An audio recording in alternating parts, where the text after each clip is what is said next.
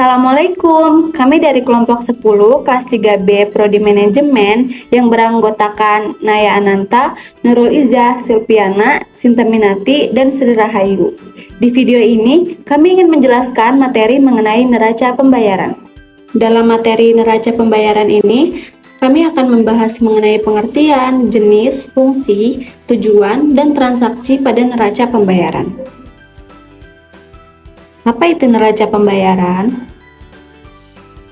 Neraca pembayaran atau Balance of Payment atau BOP adalah catatan yang dilakukan secara sistemik atas keseluruhan transaksi ekonomi yang dilakukan oleh suatu negara dengan negara lain yang berupa perdagangan barang dan jasa, transfer keuangan, dan moneter antara penduduk Indonesia dengan penduduk luar negeri selama satu periode tertentu. Terdapat 3 jenis neraca pembayaran. Yang pertama, neraca pembayaran defisit. Neraca pembayaran defisit adalah neraca yang menandakan bahwa nilai impor lebih besar daripada nilai ekspor. Jika suatu negara terus-menerus mengalami defisit, maka sektor keuangan berjalan lambat, sehingga pertumbuhan ekonomi sulit untuk berkembang. Yang kedua, neraca pembayaran surplus.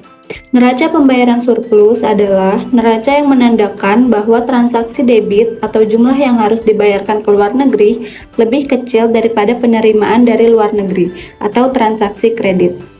Yang ketiga, neraca pembayaran seimbang.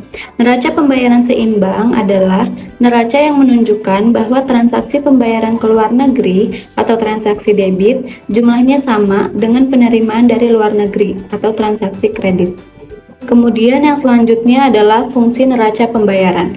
Pertama, sebagai bahan pemerintah dalam mengambil keputusan di bidang perdagangan internasional. Yang kedua, sebagai bahan pemerintah dalam membuat keputusan atau kebijakan moneter yang dilaksanakan oleh suatu negara. Yang ketiga, sebagai alat untuk mengukur atau menilai keadaan ekonomi yang berhubungan dengan transaksi ekonomi internasional dari suatu negara. Yang keempat, sebagai alat pendataan transaksi ekonomi, supaya pemerintah suatu negara ketika melakukan kegiatan ekspor dan impor tidak mengalami kerugian dan bisa melakukan penyelesaian pembayaran secara tepat waktu. Selanjutnya adalah tujuan dari neraca pembayaran. Tujuan yang pertama yaitu untuk mengetahui keadaan perekonomian dalam hubungan internasional suatu negara.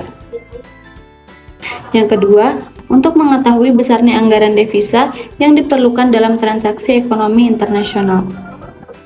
Yang ketiga, untuk mengetahui langkah-langkah yang harus diambil dalam bidang transaksi ekonomi. Yang keempat, untuk mengetahui permasalahan ekonomi dalam negeri yang ada pada suatu negara. Dan yang kelima, untuk mengetahui sumber daya yang ada di setiap negara. Kemudian yang selanjutnya adalah transaksi neraca pembayaran. Transaksi pada neraca pembayaran terbagi menjadi 2, yaitu transaksi berjalan dan transaksi modal. Yang pertama, transaksi berjalan. Transaksi berjalan adalah transaksi yang berkaitan dengan ekspor dan impor berupa barang dan jasa dalam kurun waktu 1 tahun. Transaksi berjalan mencatat transaksi-transaksi sebagai berikut. Yang pertama, ekspor dan impor barang tampak. Yang kedua, ekspor dan impor jasa barang-barang tak tampak. Yang ketiga, pembayaran pindahan neto ke luar negeri.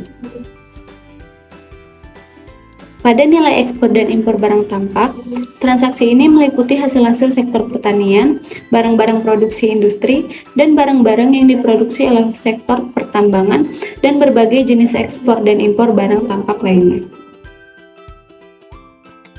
Kemudian nilai ekspor dan impor jasa barang-barang tak tampak. Transaksi ini terdiri dari pembayaran biaya pengangkutan dan asumsi dari barang-barang tampak yang diekspor atau diimpor, perbelanjaan para wisatawan, pendapatan investasi meliputi keuntungan, bunga atas modal yang diinvestasikan, dan dividen. Sedangkan neraca perdagangan tak tampak atau jasa, yaitu nilai bersih ekspor dan impor jasa-jasa yang juga dinamakan neraca jasa. Kemudian, pembayaran pindahan neto ke luar negeri. Pembayaran pindahan terdiri dari pembayaran pindahan yang dilakukan oleh pihak pemerintah maupun pihak swasta. Dan transaksi ini meliputi pembayaran di mana penerimanya tidak perlu membayar dalam bentuk uang atau jasa. Contoh pembayaran pindahan adalah bantuan uang suatu negara Arab ke Afghanistan atau ke Afrika. Kemudian, transaksi pada neraca pembayaran selanjutnya adalah transaksi modal. Transaksi modal biasanya dipakai untuk mencatat hasil bersih yang diperoleh dari transaksi pengeluaran dan pendapatan. Transaksi modal terdiri dari aset tetap dan hibah investasi. Sebagian besar transaksi modal berupa transfer modal. Transaksi modal terdiri dari dua aliran. Yang pertama, aliran modal jangka panjang. Aliran modal jangka panjang terbagi kembali menjadi dua jenis aliran modal, yaitu aliran modal resmi dan investasi langsung oleh pihak swasta ke negara-negara lain.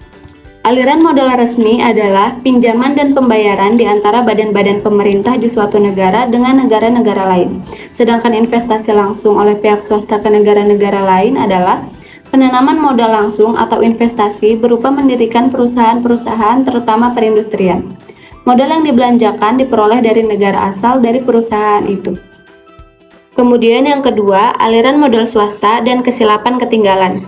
Modal swasta adalah aliran modal dalam bentuk tabungan atau investasi keuangan yang dapat dengan cepat ditukarkan kembali pada valuta asing atau valuta asalnya. Aliran keuangan ini disebut juga sebagai uang panas atau hot money, dan dana ini dapat mengalir dari satu negara ke negara lain dengan mudah dan dalam waktu yang cepat. Terima kasih ya sudah menyimak video ini sampai akhir. Semoga video ini dapat bermanfaat. Sekian, terima kasih. Wassalamualaikum warahmatullahi wabarakatuh.